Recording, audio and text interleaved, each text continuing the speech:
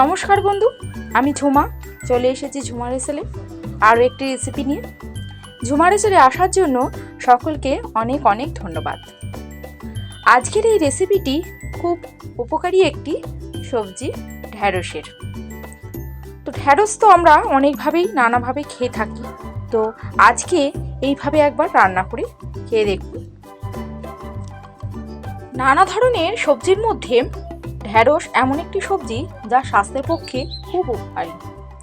এটি রোগ প্রতিরোধ ক্ষমতা বাড়ায় এবং শ্বাসকষ্ট প্রতিরোধ করে।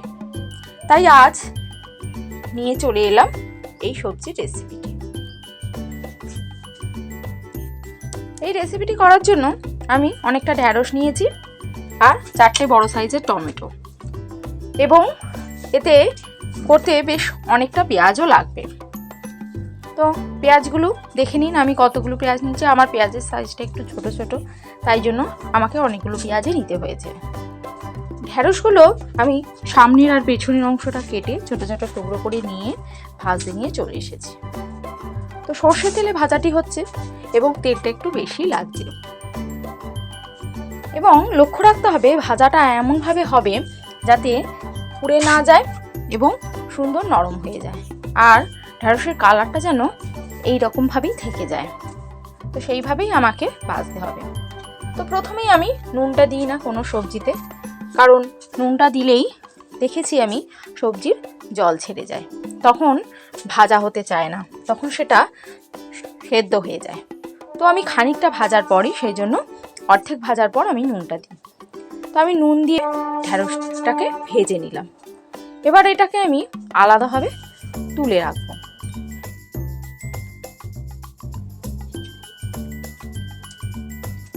তো ওই কড়াতেই আমি সামান্য আরেকটু তেল দিয়ে গোটা গরম মশলা, এলাচ, লবঙ্গ, দারচিনি ফোড়নে দিয়ে দিলাম, এবং যে পেঁয়াজগুলো আমি রেখেছিলাম তার থেকে অর্ধেক পেঁয়াজ নিয়ে আমি ছোট ছোট করে কুচিয়ে নিয়েছি, আর বাকি পেঁয়াজগুলো আমি পরে আবার ব্যবহার করব। সাথে নিয়েছি কিছুটা কুচনো কাঁচা লঙ্কা। এরপর আমি এই পেঁয়াজ আর কাঁচা লঙ্কাটাকে ভালোভাবে আমাকে লাল লাল করে ভেজে নিতে হবে। এরপর বাকি পেঁয়াজগুলোর মধ্যে দুটো পেঁয়াজকে আমি রসুন, আদা আর টমেটো দিয়ে পেস্ট করে নিয়ে এর মধ্যে দিয়ে দিলাম। এবারও বাকি পেঁয়াজগুলো পরে ব্যবহার হবে। এখানে আমি 3 রকমভাবে পেঁয়াজ ব্যবহার করছি। এই পেঁয়াজ আর লঙ্কাটা যখন অর্ধেকটা ভাজা হয়ে যাবে, একটু লালচে কালার চলে আসবে, তার মধ্যে আমি কিছু মশলা অ্যাড করে দেবো। আমি 1 চামচ করে হলুদ গুঁড়ো, লঙ্কা গুঁড়ো, ধনে গুঁড়ো আর জিরে গুঁড়ো ব্যবহার করছি। তো সমস্ত মশলাগুলোকে নিয়ে আমি ভালোভাবে এটাকে কষাবো। একটা সুন্দর কালার না আসা পর্যন্ত আমাকে এটা কষিয়ে যেতে হবে, যতক্ষণ না মশলাটা তেল ছেড়ে যায়, সেরকম অবস্থায় আসার আগে পর্যন্ত। দেখুন কীরকম সুন্দর একটা কালার এসেছে। এরপর আমি কি করলাম, যে টমেটোগুলো রেখেছিলাম সেগুলো একটু বড় বড় সাইজ করে কেটে দিয়ে দিলাম, এবং টমেটো যাতে তাড়াতাড়ি সেদ্ধ হয়ে যায় সেই জন্য উপর দিয়ে একটু নুন ছড়িয়ে দিলাম। এবার যেই পেঁয়াজগুলো আমি নিয়েছিলাম সেগুলো ছোট সাইজের বলে সেগুলো অর্ধেক করে তার থেকে আমি সমস্ত পাপড়িগুলোকে আলাদা আলাদা করে ছাড়িয়ে নিয়েছি।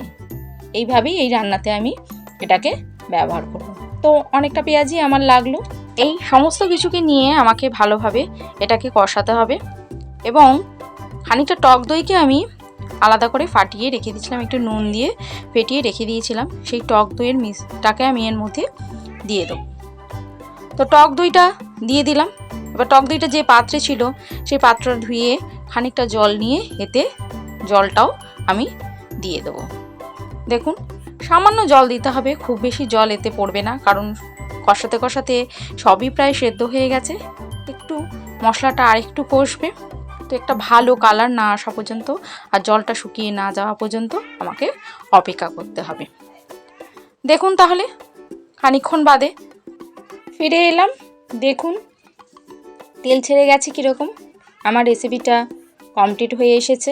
এরপর আমাকে সবশেষে দিতে হবে ভেজে রাখা ঢ্যাঁড়সগুলো। ঢ্যাঁড়সটাই তো এখনও দেওয়া হয়নি। প্রথমে ঢ্যাঁড়সটা দেবো না এর জন্যই, কারণ ঢ্যাঁড়সগুলো তাহলে ছেটে যাবে, তখন রেসিপিটা দেখতে একটুও ভালো লাগবে না।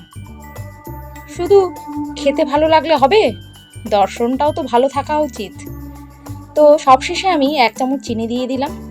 স্বাদের ব্যালেন্সের জন্য 1 চামচ চিনি অবশ্যই দরকার, কারণ এর মধ্যে যেহেতু টক দই পড়েছে, আবার তার মধ্যে পড়েছে 4টে টমেটো পড়েছে।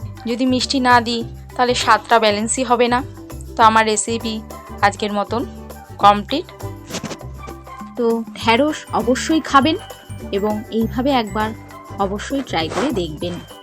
তো আমার আজকের ভিডিওটি কেমন লাগলো কমেন্ট করে জানাবেন। যদি ভালো লাগে তাহলে একটা লাইক দেবেন, আর অন্যকে দেখার সুযোগ করে দেবেন শেয়ার করে, আর সাবস্ক্রাইব করে বেল আইকনটি অবশ্যই টিপে দেবেন। সবশেষে বলবো নমস্কার বন্ধু, সুস্থ থাকুন, ভালো থাকুন।